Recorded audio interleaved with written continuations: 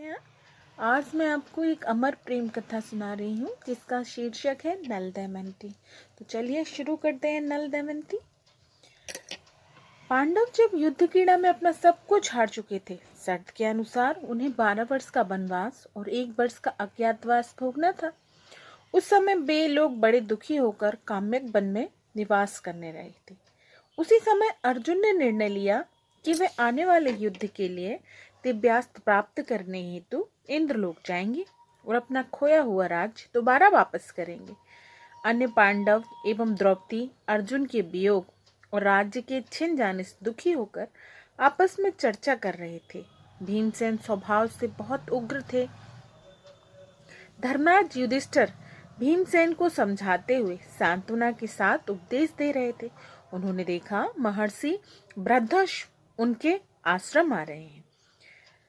धर्मराज युधिष्ठिर ने महर्षि बृहदर्षि का स्वागत करते हुए आसन दिया और विधि विधान से उनका स्वागत किया। युधिष्ठिर ने उनसे कहा कि महाराज, कौरवों ने कुटिल चाल चलते हुए मुझे छल से चौसर के खेल में हराकर मेरा सब कुछ छीन लिया है।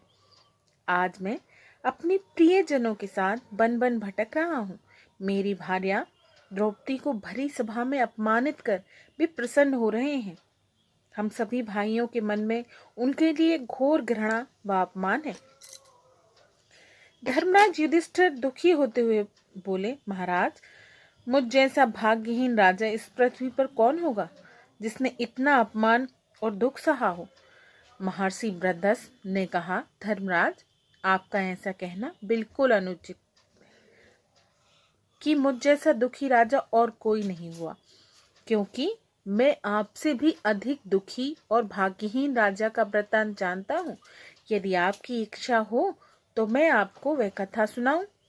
धर्मराज युधिष्ठिर के आग्रह करने पर महर्षि बृहदर्षि ने कहना प्रारंभ किया। नल दमयंती का विवाह। निषद देश में वीरसेन नाम के राजा राज्य करते थे। उनका एक पुत्र था नल। नल बड़ा ही गुणवान, वेदज्ञ, सत्यवादी, जितेंद्रिय, परम सुंदर, अस्त्र शस्त्र की विद्या में निपुण, ब्राह्मण भक्त, वह एक वीर योद्धा, उदार व प्रबल पराक्रमी युवराज था। नल को कभी कभी जुआ खेलने का भी शौक था। उसी समय विदर्भ में भी एक पराक्रमी सर्वगुण संपन्न राजा भीम राज्य करते थे। उन्होंने दमन ऋषियों को प्रसन्न किया और वरदान स्वरूप उन्हें 4 संतानें प्राप्त हुईं, जिनमें 3 पुत्र व 1 पुत्री थी। पुत्रों के नाम दम, दादंत और दमन था तथा पुत्री का नाम दमयंती रखा गया। दमयंती लक्ष्मी के समान रूपवान, विशाल नेत्र वाली कन्या थी। पूरे विश्व में देवताओं और यक्षों में भी वैसी सुंदर कन्या देखने को नहीं मिलती थी।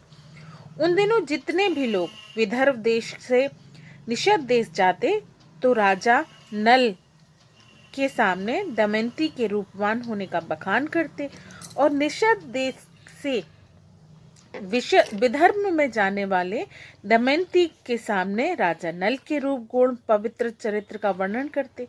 दोनों के हृदय में पारस्परिक अनुराग अंकुरित हो गया।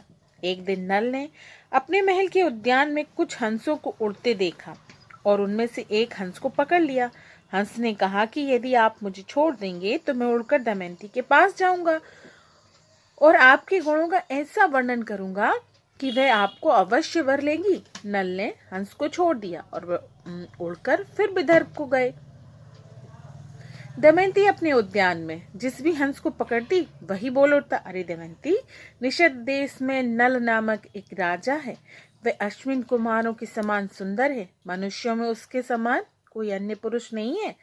वह मानो मूर्तिमान कामदेव है।